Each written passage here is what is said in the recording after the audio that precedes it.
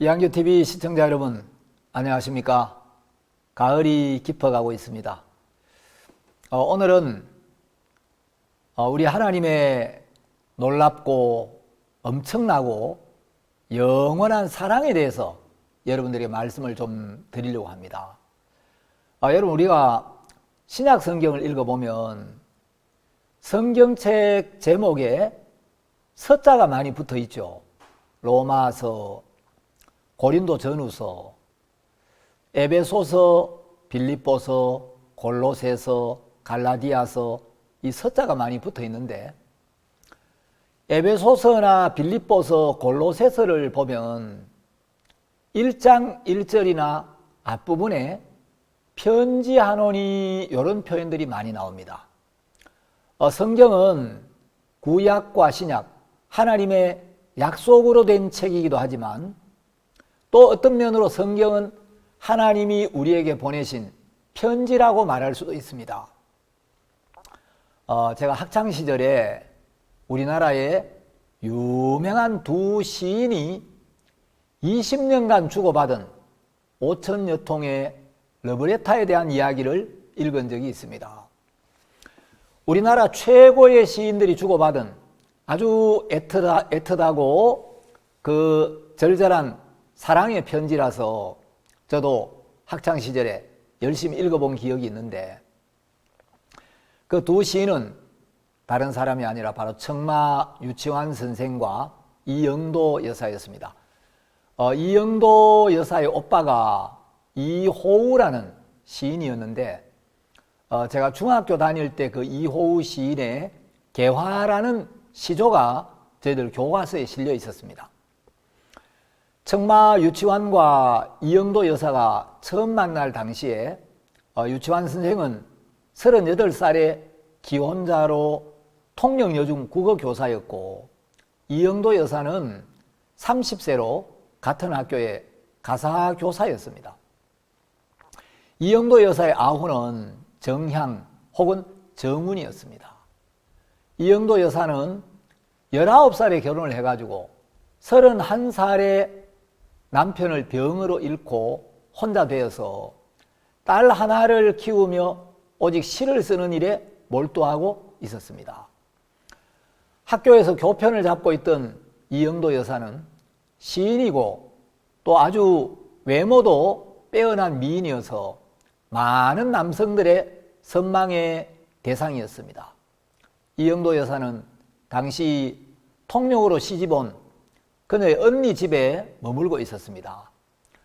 문학적 재능과 미모를 갖춘 이영도 여사는 처음에는 이제 수예점을 운영하다가 광복이 되던 해 통영여중 가사교사로 부임을 합니다. 유치환은 이영도보다 8살이 많은 38살의 유부남이었죠. 이영도는 워낙 재색이 뛰어나고 행실이 조신했기에 사람들은 이영도 여사에게서 눈을 떼지 못했다고 합니다. 통영여중 교사로 근무하면서 알게 된 이영도에게 유치환은 1946년 어느 날부터 거의 매일 편지를 보냈습니다.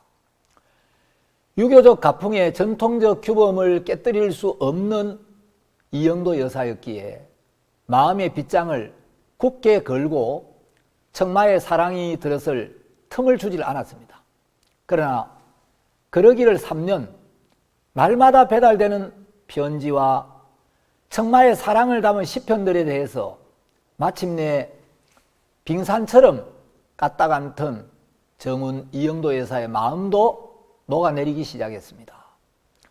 청마가 이영도에게 보낸 편지들은 모두 그대로 한 편의 시였습니다. 마침내 이들의 사랑이 시작됐습니다. 그들의 사랑은 선홍색 피처럼 빨갛게 물들었고 모닥불처럼 타올랐습니다. 그러나 청마는 이미 가정이 있었고 사회에는 도덕적 규범이 있었기에 그들은 사랑을 시 안에 담고 시로 발효시킬 수밖에 없었습니다. 유치환은 39에서부터 1967년 교통사고로 급작스럽게 사망할 때까지 20여 년의 긴 세월 동안 한결같은 연모의 정을 담아서 20년 동안 약 5천여 통의 편지를 이영도 여사에게 보냈습니다.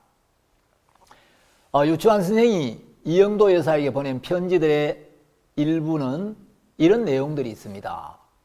사랑하는 정향, 어찌하겠습니까? 병 같기도 합니다. 낮에 당신을 보았음에도 불구하고 어제는 허전해서 견딜 수가 없었습니다. 저녁이 되니 이제라도 당신에게로 뛰어가서 당신 무릎에 얼굴을 묻고 울고 싶은 심정입니다. 달려가서 당신을 껴안고 울고만 싶을 따름입니다. 나의 귀한 운, 죽어도 운 곁에 묻히고 싶다고 어느 날인가 내가 하소연했습니다. 이런 편지를 보낸 적이 있습니다. 또 청마 유치환이 정운 이영도를 향하여 이제 사랑하는 마음을 담은 시 행복의 한 토막은 이런 내용이 있습니다. 사랑하는 것은 사랑을 받는 이보다 행복하나니라. 오늘도 나는 너에게 편지를 쓰나니 그리운 이여 그러면 안녕. 설령 이것이 마지막 인사가 될지라도 사랑하였으므로 나는 진정 행복하였네라. 이런 시가 있었습니다. 이영도 여사는 이제 청마가 세상을 떠난 후 한 달쯤 지나서 쓴 편지에 이럴 줄 알았던들 좀 더 흐뭇하게 사랑할 수 있었을 텐데 오직 남은 세월을 어찌 감당할 것인가가 제게 남은 형벌 같습니다. 이런 글을 쓴 적이 있습니다. 이영도 여사가 쓴 시에도 이런 내용이 있습니다. 오면 민망하고 아니 오면 서글프고 행여나 그 음성 귀 기울여 기다리며 때로는 종일 두고 바라기도 하니라. 정작 마주 앉으면 말은 도로 없어지고 서로 야윈 가슴 먼 창만 바라다가 그대로 일어서 가면 하염없이 보내니라. 이런 이제 시가 있었습니다. 여러분 20년 동안 약 5천여 통의 편지를 보냈다면 거의 하루에 한 통 가까이 편지를 거의 하루 한 통 가까이 한 통 정도는 안 되겠지만 하루 이틀에 한 통 정도는 20년 동안 계속 보낸 거죠.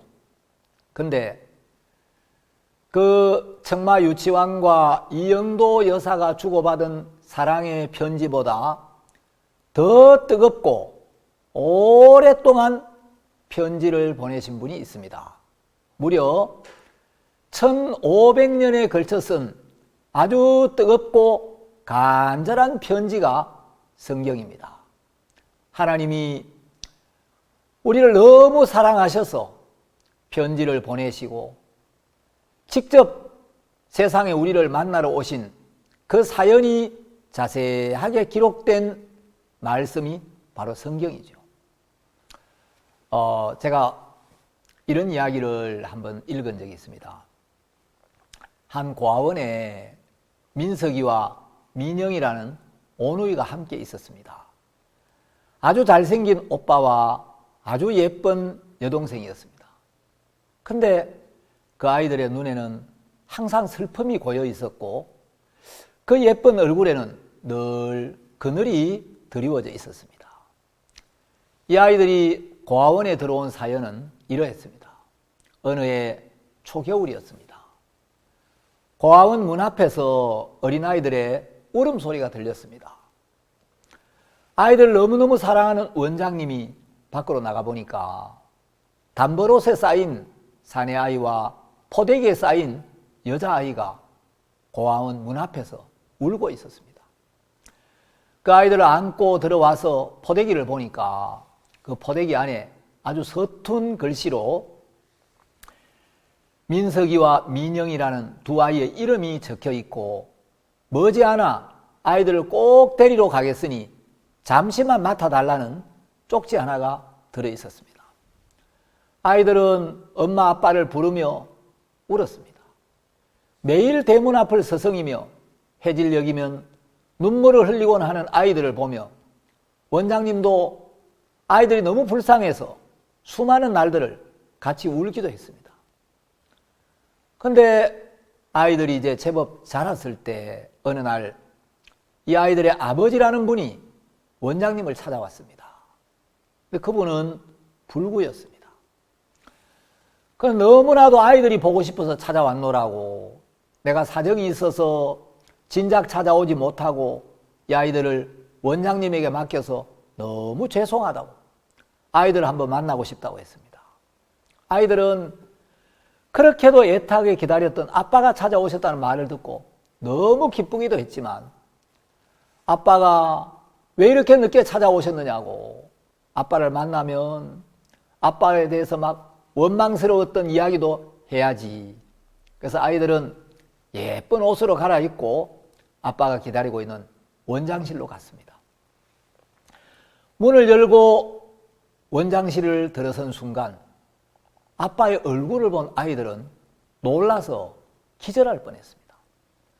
아빠라고 나타난 분의 얼굴이 너무 흉측한 데다가 팔다리마저 불구여서 제대로 일어서기조차 힘든 물이었던 것입니다.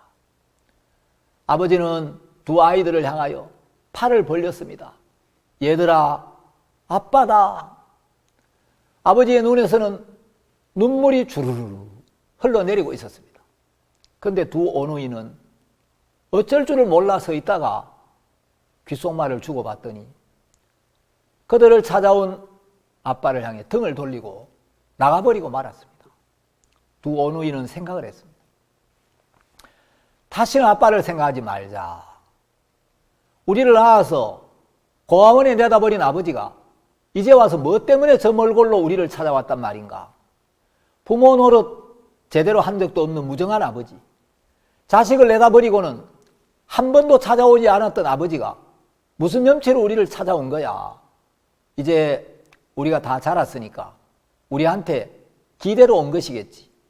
얼굴도 저 모양을 하고 다리도 이제 온전하게 걸을 수도 없는 저 불구의 다리를 끌고 뭐 때문에 우리를 찾아왔겠어.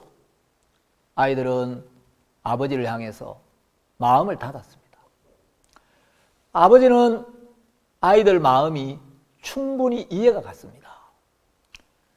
아버지는 돌아서서 나가는 아이들을 향해서 얘들아, 민서가, 민영아 라고 불렀지만 아이들은 끝내 발길을 되돌리지 않았습니다. 세월은 흘렀고 어누이는 자라서 학교를 졸업하고 취직도 하고 결혼도 했습니다. 이제 아버지란 존재를 까마득히 잊고 살고 있던 어느 날 어떤 한 분으로부터 전화가 왔습니다. 나는 자네 아버지 친구인데 자네 아버지가 돌아가셨네.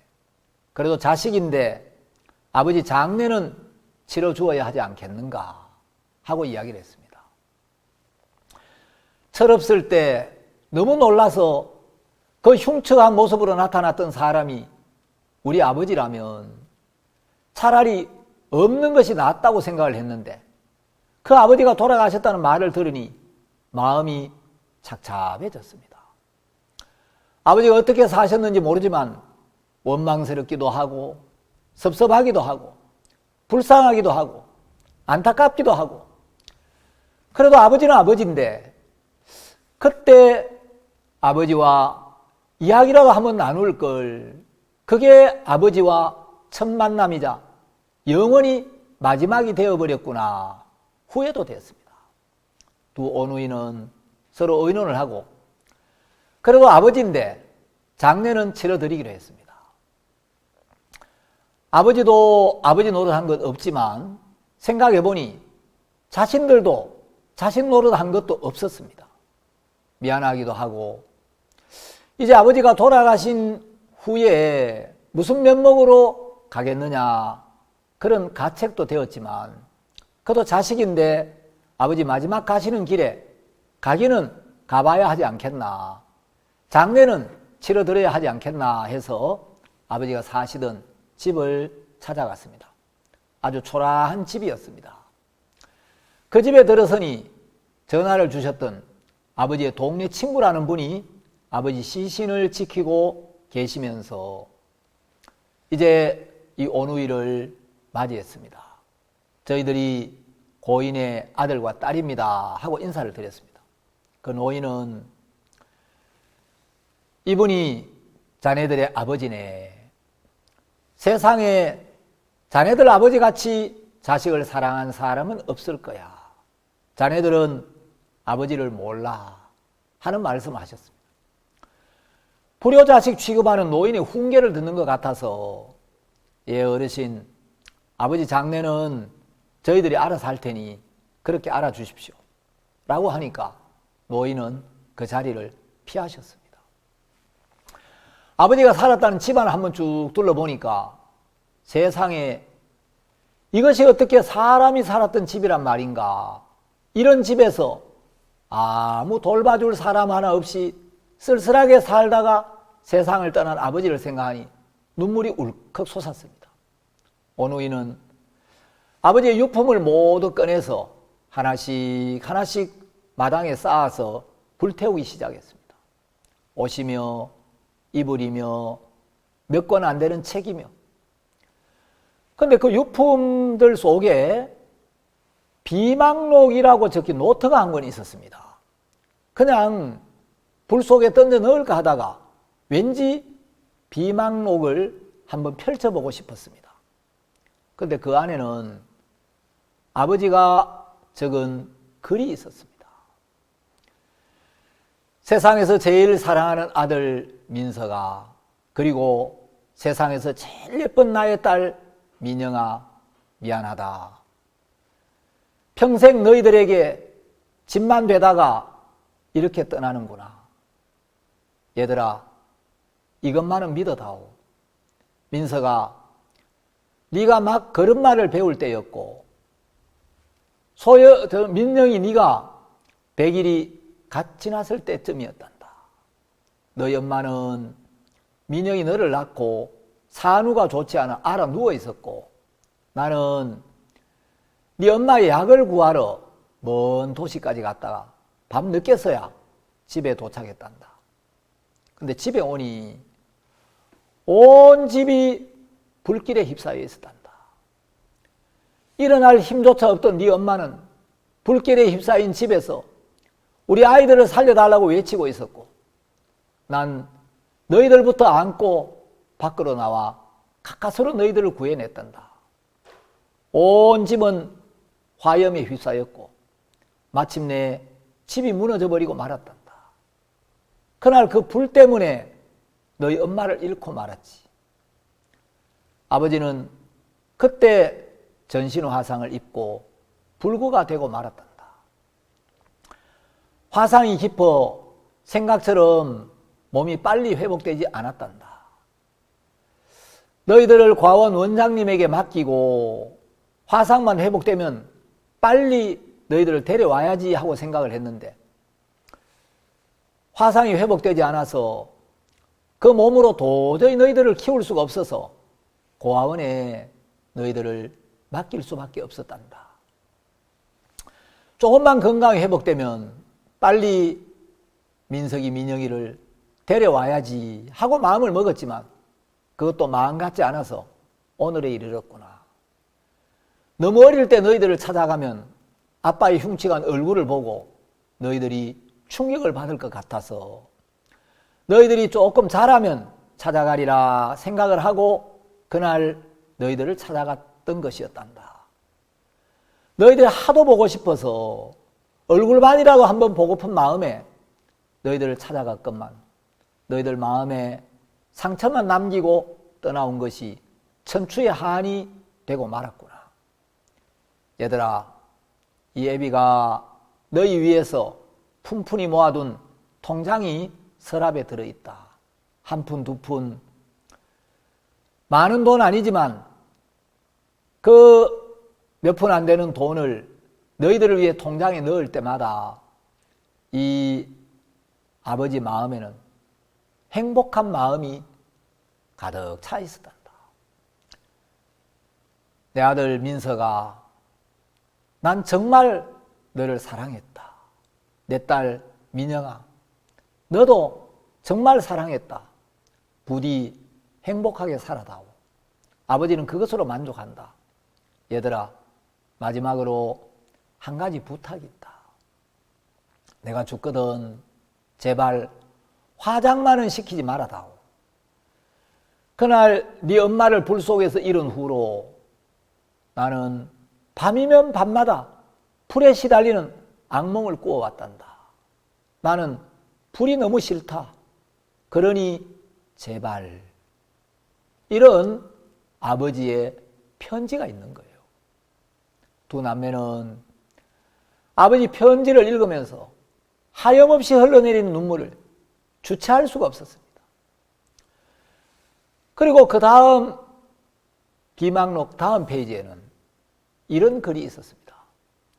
사랑하는 아내에게, 여보, 내가 당신을 여보라고 부를 자격이나 있는지 모르겠소만 그날 당신을 그 불끄덩이에서 건져내지 못한 나를 용서하구려. 우리 애들을 살려달라고 외치던 당신의 그 애 끊는 소리에 아이들은 무사히 건져냈지만 한스럽게도 사랑하는 당신은 잃고 말았소. 당신을 떠나보낸 후 단 하루도 당신을 잊어본 적이 없었소. 여보, 당신이 너무 보고 싶구려. 이제 아이들은 다 자라서 잘 살고 있는 것 같소. 비록 아버지로서 해준 것은 없지만 말이오. 내가 당신 곁으로 가거든 못난 남편이라고 너무 나무라지는 마시오. 아버지의 비망록 안에 있는 글을 읽던 두 어누이는 눈물 범벅이 되어서 울고 또 울고 눈물이 마르도록 울었습니다. 아버지가 우리 때문에 그렇게 되셨구나. 아버지의 그 희생이 없었더라면 우리는 그날 그 뜨거운 불 속에서 타 죽고 말았을 건데, 우리는 아버지의 그 은혜도 모르고 아버지를 원망하며 아버지께 등을 돌리고 살았구나. 우리가 놀랄까봐 찾아오고 싶어도 못 찾아오셨던 것인데 우리는 아버지 마음을 모르고 아버지께 등을 돌린 패역한 자식들이었구나. 아버지 죄송합니다. 아버지 너무 저희들이 잘못했습니다. 아버지 이 죄를 어떻게 용서받고 이 은혜를 어떻게 갚을 수 있겠습니까? 하면서 어누이는 한없이 울고 또 울었습니다. 그렇게 외로운 세월을 보내신 아버지 앞에 너무 죄송하고 죄송했습니다. 어누이가 아버지 남은 유품을 정리하다 보니까 다 낡은 책꽂이 한편에 꽂혀있는 빛바랜 가족 사진 한 장이 있었습니다. 거기는 너무 잘생긴 아버지와 너무 미인이셨던 어머니, 그리고 걸음을 갓배운 듯한 사내아이와 포대기에 쌓인 어린 여자아이 사진이 있었습니다. 틀림없이 자신들이 어렸을 때 단란하고 행복해 보였던 가족 사진이었습니다. 아버지께 얼마나 미안하고 죄송스러운지 흉측해 보였던 아버지의 그 얼굴은 가장 거룩한 얼굴이었습니다. 만일 아버지의 비망록을 그냥 불 속에 던져버렸더라면 아버지의 마음을 만나지 못했을 텐데, 그 편지 속에서 이 오누이는 아버지의 엄청난 사랑을 만났던 것입니다. 여러분, 우리를 향한 하나님의 사랑이 바로 이런 것입니다. 우리는 죄악으로 말미암아 영원한 지옥불에 떨어져서 세세토록 고통을 받아야 할 죄인들이었는데, 예수님 우리를 사랑하셔서 우리를 죄악에서 멸망에서 구원하시기 위하여 이 세상에 오셔서 우리의 모든 죄를 대신 지시고 우리의 죄를 씻기 위하여, 우리를 살리기 위하여, 우리를 의롭게 하기 위하여 십자가에 못 박혀 죽으시고 피를 흘리심으로 말미암아 우리의 모든 죄를 십자가에서 영원히 사하셨고 우리를 영원한 멸망에서 지옥불에서 구원해 주셨습니다. 예수님은 우리를 의롭게 해주셨고 우리를 살려주셨습니다. 여러분 요한복음 3장 16절 우리가 너무나 잘 알죠. 하나님이 세상을 이처럼 사랑하사 독생자를 주셨으니 이는 저를 믿는 자마다 멸망치 않고 영생을 얻게 하려 하심이라. 하나님이 세상을 이처럼 사랑하, 이처럼이 얼마처럼입니까? 얼마만큼입니까? 민석이와 민영이 아버지가 그 뜨거운 불 속에서 타 죽을 수밖에 없는 그 두 어누이를, 그 자식을 구하기 위하여 자기의 생명을 돌아보지 않고 뜨거운 불 속에 뛰어들어서 자기 살이 타고 자기 몸에 정말 막 불이 붙어서 온몸이 다 만신창이가 되면서까지 그 아이들을 건져냈습니다. 그 아이들이 구원을 받기 위해서 한 것은 아무것도 없었습니다. 그 아이들은 그냥 두면 그 뜨거운 불 속에 타 죽을 수밖에 없었는데 아버지가 그 자식들을 향한 사랑 때문에 그 엄청난 희생, 엄청난 고통을 당하면서 그 아이들을 불에서 건져내준 은혜로 그 아이들은 무사히 구원을 받았고 건강하게 살 수가 있었습니다. 그 아이들이 살아있는 것 자체가 아버지의 은혜였죠. 아가서 8장 7절에 보면 우리를 향한 하나님의 사랑을 이렇게 표현했습니다. 이 사랑은 많은 물이 끄치지 못하겠고 홍수라도 음몰하지 못하나니 사람이 그 온 가산을 다 주고 사랑과 바꾸려고 할지라도 오히려 멸시를 받으리라. 여러분, 하나님이 우리에게 부어주신 이 사랑은 값으로 살 수가 없는 사랑입니다. 온 가산을 다 주고 사랑과 바꾸려 할지라도 오히려 멸시를 받으리라. 이건 돈으로 대가를 주고 살 수가 없는 사랑이라는 거죠. 이 사랑은 많은 물이 끄치지 못하겠고 홍수라도 음몰하지 못하나니 사람이 그 온 가산을 다 주고 사랑과 바꾸려 할지라도 오히려 멸시를 받으리라. 여러분, 하나님 우리에게 베푸신 이 구원의 은혜는 값없는 은혜라고 하죠. 이건 값 없는 은혜지 값싼 은혜가 아닙니다. 너무 엄청난 사랑이기 때문에 우리가 이 사랑을 값주고 살 수가 없는 거예요. 너무 큰 사랑이기 때문에, 너무 엄청난 사랑이기 때문에 하나님은 대가 없이 은혜로 그저 우리에게 주신 겁니다. 여러분, 우리가 받은 구원은 받아들이는 우리는 값없이 받았습니다. 그러나 값없이 받았다고 값싼 게 아닙니다. 가장 비싼 대가가 지불된 겁니다. 엄청난 희생과 엄청난 사랑을 우리가 받은 것입니다. 여러분, 하나님의 아들이 우리를 위하여 이 세상에 오셔서 십자가에 못 박혀 죽으시고 멸시를 받고 그 피를 흘리고 생명을 버려서 우리가 이 구원을 얻었기 때문에 이 구원은 값싼 은혜가 아니라 가장 비싼 대가가 지불된 엄청난 값이 지불된 너무 놀랍고 귀한 사랑이라는 거죠. 사람들이 구원을 값없이 받다 보니까 공짜로 받는다고 해서 이게 값싼 게 아닌데 하나님의 그 큰 은혜, 엄청난 사랑의 가치를 잘 모르고 예수님 우리 죄를 다 씻었어요? 죄가 없네요? 이것만 믿으면 구원을 받는 거예요. 물론 예수님 우리 죄를 사하신 것을 받아들이면 구원을 받습니다. 그러나 하나님이 세상을 이처럼 사랑하사 독생자를 주셨으니, 여러분, 독생자를 보내신 것은, 예수님께서 우리를 위하여 십자가에 못 박혀 죽으신 것은 멸망을 당할 수밖에 없는 우리를 구원하기 위한 하나님의 엄청난 사랑에서 비롯된 거라는 거죠. 여러분, 성경은 바로 아버지의 비망록과 같은 것이고 아버지의 지극하고 무한한 사랑을 담은 편지와 같은 것입니다. 성경을 읽으면 우리는 그 하나님의 엄청난 은혜와 사랑을 만나게 되는 겁니다.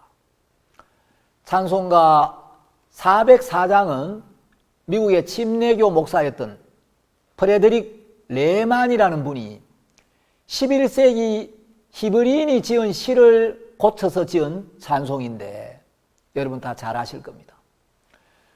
그 크신 하나님의 사랑 말로 다 형용 못하네. 그 크신 하나님의 사랑 말로 다 형용 못하네.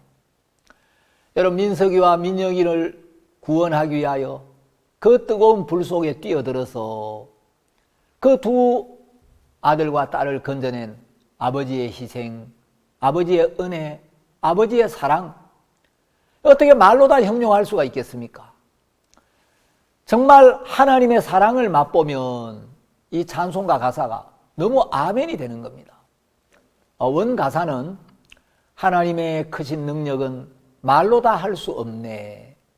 하늘 전체를 양피지로 삼고 땅 위의 모든 초목을 펜으로 삼아 온 세상의 물을 다 잉크로 하여 온 인류의 필기사가 되어서 온 인류가 필기사가 되어 죽을 때까지 써도 다 쓸 수 없네. 이렇게 되어 있었습니다. 찬송가에는 이런 하나님의 놀랍고 엄청난 사랑을 표현한 찬송들이 굉장히 많습니다.